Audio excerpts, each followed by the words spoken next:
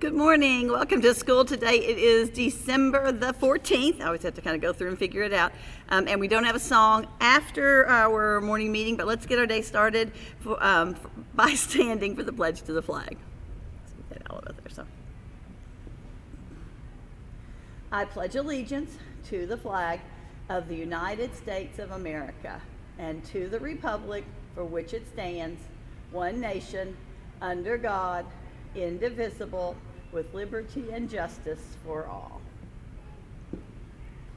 All right, let's see what we're having for lunch today on the 14th. Today we are having cheesy breadsticks and cheesy baked rotini. Lots of cheesies today. Broccoli, marinara, applesauce or pears, and rolls.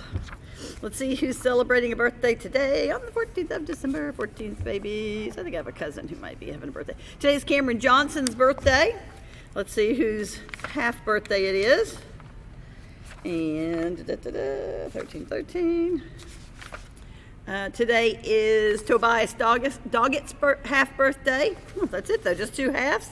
And then it is no teacher's half birthday, and I think no teacher real birthday. So yeah, it's a big month for us, but most of our teacher birthdays are during the time that we're out of school. So.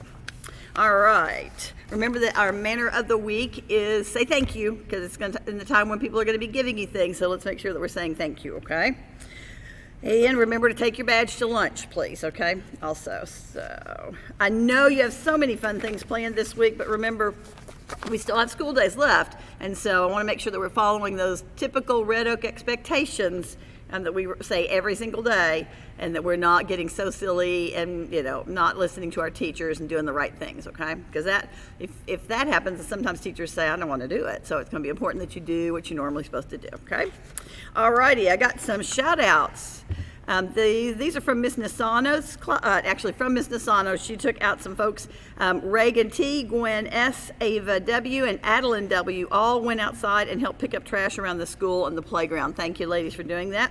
And then from Miss Wicks, Drew Tillery, he has passed double his weekly goal on iReady this week, that was last week, with 100% accuracy. Great job, you guys. Super proud of you. All right, so today I believe we're going to finish up our book.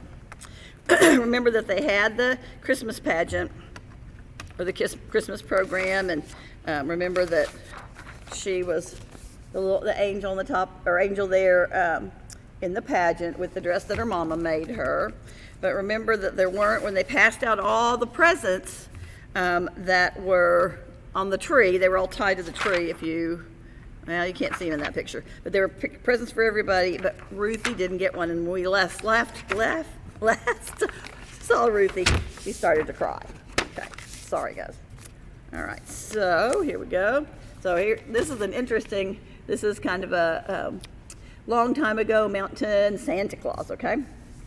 All righty. Then one of the kings reached to the tip top of the perfect balsam Christmas tree, and he lifted the tiny angel down. Did we see the tiny angel? Let's look at her. You see her up there on the very tippy top? She looks just like Ruthie, doesn't she? Why, Ruthie, this tiny little angel looks just like you. And it did. The tiny angel was wearing a dress just like Ruthie's. It was made of softest silk, the color of cream. It was trimmed with ribbons and lace. The sleeves were long and flowing, and it looked as if she had wings. The angel's curls were black as coal, and she had a dimple in each cheek. Ruthie hugged the tiny angel and kissed its silky cheek, which felt just like the silk stockings that Papa had sent to Mama.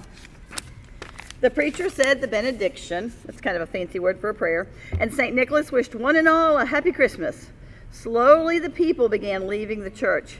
Mama and Ruthie walked out the belfry door. St. Nicholas was standing there, and a man in an army uniform stood behind him. "Here's another present for you," said St. Nicholas to Ruthie. But Ruthie was so busy looking at the tiny angel that she didn't even notice that some strong arms picked her up. "Let me look at you, you pretty young'un," said Papa's voice, and he hugged Ruthie and Mama and the tiny angel at the same time. So we got home from the war. The village folk gathered around the church steps. Someone from the village began to sing, "Silent night, holy night, all is calm, all is bright." The folk in the village joined in, but Papa, Mama, and Ruthie and the tiny angel hardly heard. They just hugged each other some more. And since that time, every year for more than 60 years, a tiny angel has stood at the top of a perfect balsam Christmas tree. She wears a dress of softest silk, the color of cream, all dressed with ribbons and lace. The sleeves are long and flowing, and it looks like she has wings. The angel has coal black curls and a dimple in each cheek. That's how it happened. The Christmas of the heavenly angel and the perfect balsam Christmas tree. Grandma Ruthie told me so. All right, so maybe your teacher and you guys can talk about how Grandma Ruthie told her that story. So I love that book because I love that book. But we're trying to build our own perfect Christmas tree by bringing in canned goods for people who don't have so much, especially with all of the things that happened in our state over the weekend. So, all righty. What kind of bread do elves make sandwiches on? Shortbread. That would be a good sandwich because that's like a cookie. What is a dozen of Santa's helpers minus one? 11. Elfeven. It's like 11, but with elf in front of it. So, elfeven, maybe. Yeah, that would be funny if I could say it. We did this one before. What do elves learn in school? The alphabet. How do elves greet each other? Small world, isn't it? I like that one. That's a good one. So, all right, say the Red Oak expectations with me. Respect ourselves, others, and our place. Expect to learn. Do our best. Own our behavior. Always treat others the way you want to be treated, and know we can. It's super important to me that you're kind to one another, that you keep your hands and your feet to yourselves, and that our hallways and our bathrooms are silent places. I know you're excited, but still other people are trying to do just some more learning, okay? All right, teachers, I sent an email out yesterday about those of you who may not have gotten to paint on Thursday. Ms. Scarvelli will do that today at 11:45 in her room during her planning time. And then if anyone still wants to and doesn't have a time and can come tomorrow at 8:15, if you'll email me, we'll make a plan for that as well. This afternoon is Strand meetings too, teachers, just FYI. All right, have a great day. Do your work, do it well, and then I'll see you guys in the morning. Love you guys.